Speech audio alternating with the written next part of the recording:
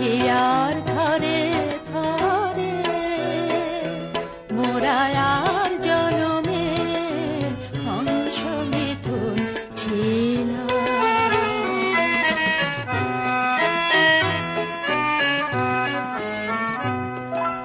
বাহুর ডোরে বেঁধে আজ ঘুমের ঘোরে যেন ঝড়ে বনলতার মতো লুটিয়ে কাঁদো কেন। বনের কপট কপোতাক্ষীর তীরে